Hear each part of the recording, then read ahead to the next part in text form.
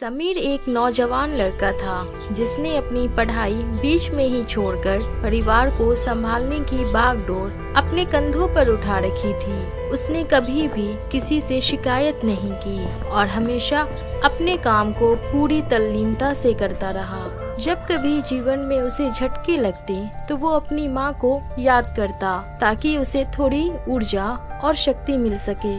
वैसे तो उसका एक भाई था, लेकिन उसने कभी भी समीर के लिए अच्छा नहीं सोचा और हमेशा समीर का फायदा ही उठाया।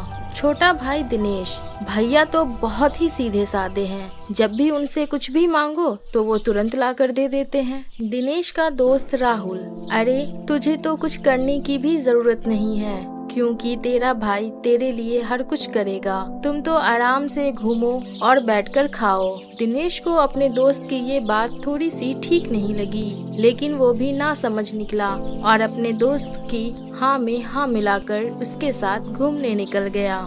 जब काफी देर के बाद दिनेश वापस नहीं आया तो समीर को चिंता सताने लगी और वो घबराते हुए उसे ढूंढने लगा।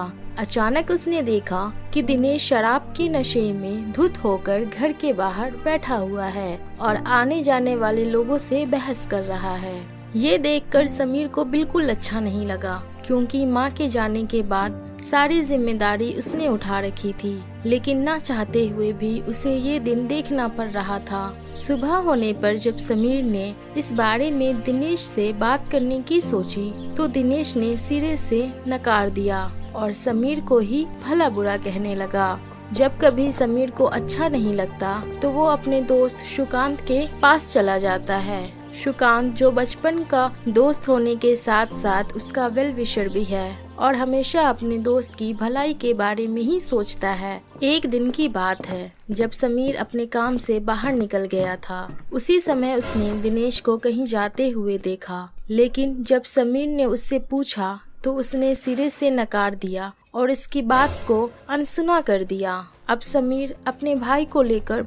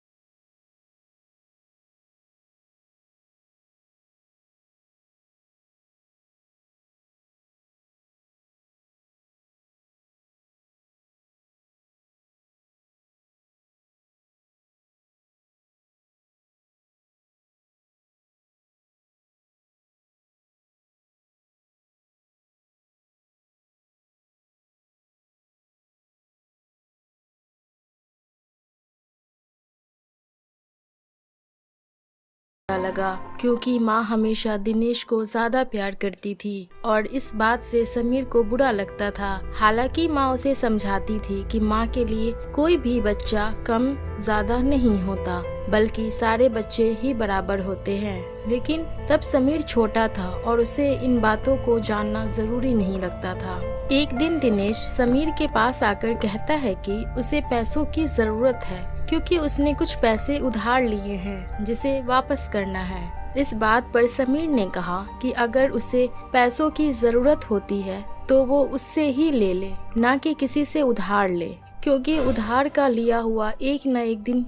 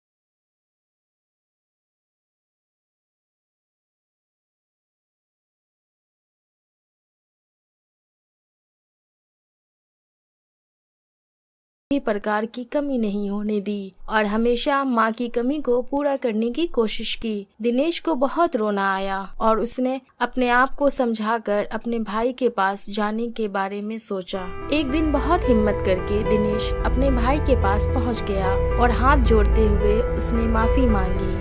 समीर ने उसे खुले दिल से माफ किया और उससे कहा, हमेशा छोटों को ऐसा लगता है कि बड़े उनके दुश्मन हैं और कभी भी उनका भला नहीं चाहते। कभी कभी ऐसी भी स्थिति आती है कि बड़े अपने बात ठीक से समझा नहीं पाते और छोटों को बुरा लग जाता है। लेकिन एक बात हमेशा याद रखना कि बड़े कभी भी छोटों का बुरा नहीं चाहते और हमेशा उनकी देखभाल और सुरक्षा करना पसंद करते हैं। मैंने भी हमेशा तुम्हारा साथ दिया और हमेशा तुम्हें आगे बढ़ने के लिए प्रेरित किया, लेकिन अगर तुम आगे बढ़ना नहीं चाहते तो ये तुम्हारे ऊपर है। लेकिन मैं चाहता हूँ कि तुम अपने पैरों पे खड़े हो सको। ये बात सुनते ही दिनेश की आंखों से आंसू बहने लगते हैं और वो रोते हुए कहता है कि अब मैं आप पर बोझ नहीं बनूंगा, बल्कि कोई न कोई काम ढूंढकर आत्मनिर्भर बनने की कोशिश करूंगा। इस बात से समीर बहुत खुश होता है और पास में ही बैठा उसका दोस्त सुकांत भी खुशी से देखने लगता है।